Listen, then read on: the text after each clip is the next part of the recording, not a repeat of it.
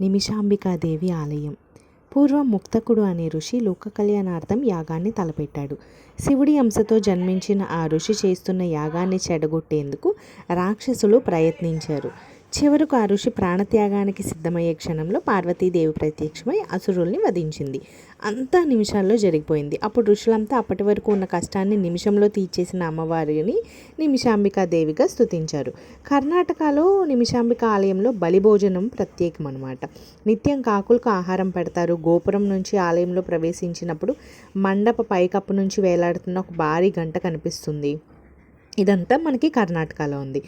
మనకి నిమిషాంబికాదేవి ఆలయం హైదరాబాద్లో ఉంది. హైదరాబాద్లోని బోడుప్పల్లో ఉన్నది అనమాట. భక్తి విశ్వాసాలతో అమ్మవారిని ప్రార్థిస్తే చాలు కోరిన కోరికలు నెరవేరుస్తారు ఈ అమ్మవారు.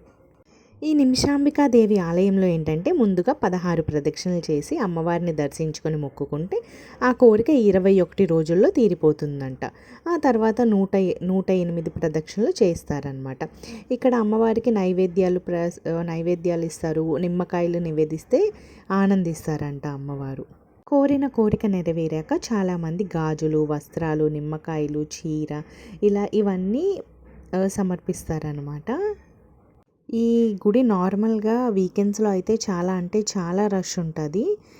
ఎందుకు అంటే అప్పులు ఉన్నవారు, చెప్పుకోలేని సమస్యలతో బాధపడుతున్నవారు చాలామంది అమ్మవారికి మొక్కుకొని వాళ్ళ కోరికలు నెరవేరాయి అని మళ్ళీ వచ్చి ప్రదక్షిణలు చేసేవాళ్ళు చాలామంది ఉన్నారనమాట.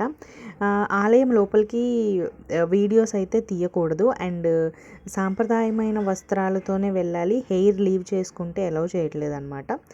సో అలాగ మేము దర్శనం చేసుకుని అమ్మవారి ప్రసాదం తీసుకొని వచ్చేసామన్నమాట. మీకు కూడా వీలైతే తప్పకుండా అమ్మవారిని దర్శనం చేసుకోవడానికి చూడండి.